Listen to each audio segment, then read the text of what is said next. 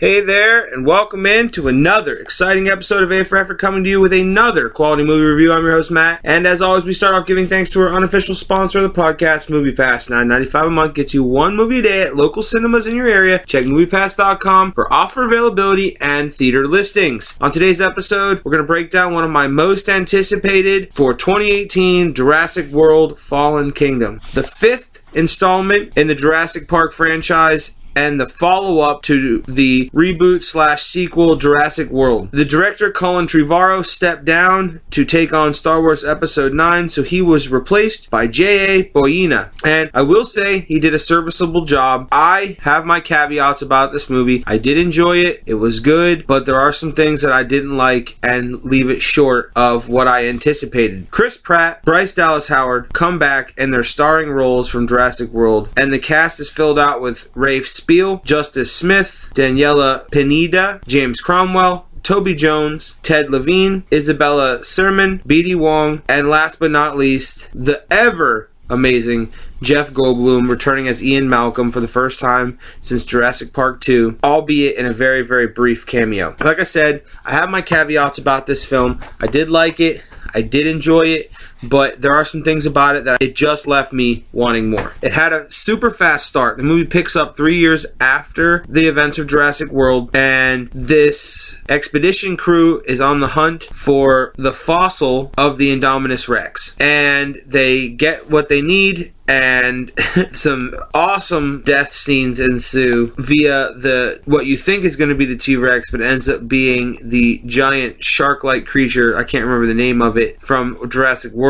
But then we find out that Isla Nublar, a volcano, has reactivated, and the dinosaurs are in jeopardy of going extinct again. And there are a group of individuals, including Bryce Dallas Howard's character, that feel that they should have animal rights. They should have rights to be in this world just as any other animal. And Jeff Goldblum comes to the hearing at the Capitol building and says that they shouldn't, that we should just let them go extinct again because they were here before us, and if we let them run wild, they could be here after us. But she is taken to this house where we meet James Cromwell's character, and he tells her that they want to get as many of the species off the island and brought to a sanctuary and to keep them alive, and that they need Chris Pratt's character to go in and get Blue, the raptor. They get to the island, and like I said, it's a fast start. The volcano starts exploding, and it's a race to get off the island with the dinosaurs. And then this is where the movie takes a turn. For about an hour, it's just there. It's just not what I expected from a Jurassic Park movie. A lot of exposition, a lot of dialogue, not a lot of dinosaur action. I know it's setting up story, and I know it's setting up the finale of the movie, but it's also taking its time doing so. Because we go through the first act and it's great, then we hit the second act and it's just talking, not a lot of action. Then we reach the third act where we find out that Rafe Spall's character has been creating a dinosaur with B.D. Wong that is a combination of a raptor and the Indominus Rex. Now, if you recall back to Jurassic World, they created the Indominus Rex by combining the T-Rex and the raptor, and now they've just taken the Indominus Rex and combined it with a raptor to make it even more fierce and dangerous, because they want to be able to control it like Chris Pratt did with Blue. Like I said, it's good. It's middling, because like I said, the first act is great, the second act was just blah, and the third act was great because you got a lot of dinosaur action with them being chased around this compound by what they call the Indoraptor. I enjoyed a lot of the film. Seeing that I've been to the movies now, this would be movie number 32 for the year. I am just overseeing trailers, and I saw the Jurassic World trailer numerous times, so a lot of the good jump scares and action beats that make this movie what it is were given away in the trailer. Spoiler alert, there's one scene in particular where Blue has been shot and they need to save Blue's life. So the doctor, Daniela Pineda, says, I need to do a blood transfusion and I need to do it with some kind of carnivore. So they go to the T-Rex's cage to take blood from the T-Rex. And this is the scene in the trailer where you see Chris Pratt jump through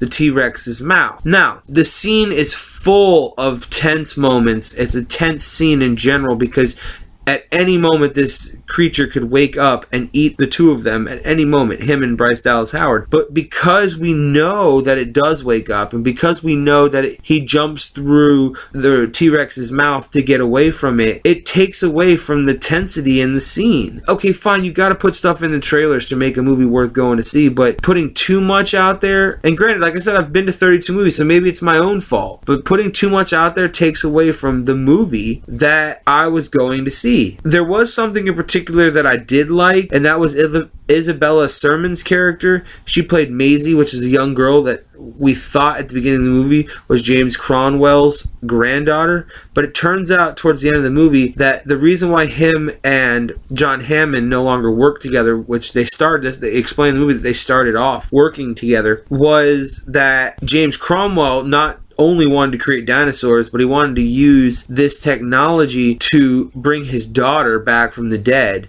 and created a genetic clone of his daughter, which ended up being Maisie. And so I thought that was an interesting place to take Jurassic Park, is into the realm of clones, human clones at that. I just don't know if it was good or bad setup for a future endeavor. I liked the way the movie ended, I will say that, because it sets up a sequel, and the whole movie feels like sequel setup, but in a not good sequel setup. It didn't feel like a contained story that eventually sets up a sequel. It all felt like it was leading up to something more. The genetic stuff with Maisie, the Indo-Rex, the fact that they weren't actually taking the dinosaurs to a refugee. They were actually selling the dinosaurs to the highest bidders so that they could make more Indoraptors. What ends up happening is they're all in these cages while the Indo-Rex is going around slaughtering people. And at one point he goes to attack someone, and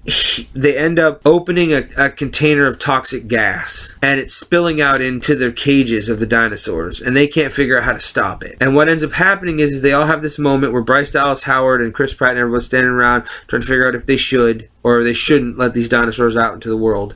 And Maisie, because she is one of them, technically, she is a clone, just like any one of those dinosaurs, says, if I get to be, they should get to be, and opens the cages and releases them out into the world. And so that's where the sequel setup comes in, because you know that the next movie is either trying to coexist with the dinosaurs, or we're going to end up in a post-apocalyptic dinosaur world where humans are fighting for survival against the dinosaurs. I didn't hate this movie. I have said my piece about what I didn't like, but I did overall enjoy this movie because I do enjoy Chris Pratt. I enjoy Bryce Dallas Howard. They have great chemistry together, and I really do enjoy them together. And some of the other supporting characters really sold us. Justice Smith was hilarious. He had some really funny moments. And Ted Levine played the super douchey animal wrangler who, you know, always ends up getting it at the end of every Jurassic Park movie. I just wanted more. It was missing something in the end for me personally.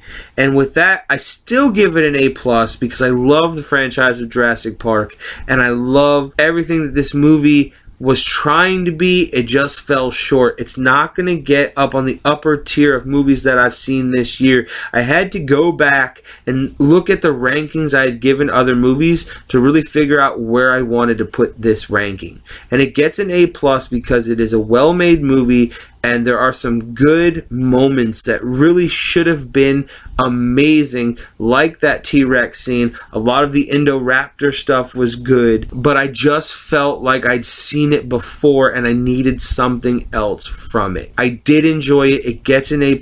I just hope that the next movie is possibly the last Jurassic Park. It will be number 6, and I just hope that we end the franchise on a great note and we don't continue to make these middle-of-the-road movies. I love the people in it. I loved every character, but it's just hard to enjoy a movie where it just feels like it's missing something. I really, really hope you get a chance to go out and see this movie. Enjoy Jurassic Park on the big screen. Everyone should go enjoy this movie on the big screen. I want to know what your thoughts are. Down below in the comment section, let me know if you enjoyed Jurassic World Fallen Kingdom more than I did. Like, subscribe, share, comment. Let me know what your thoughts are. I have been your host, Matt. This was another episode of A for Effort, and come back to us next time. We will have another quality movie review.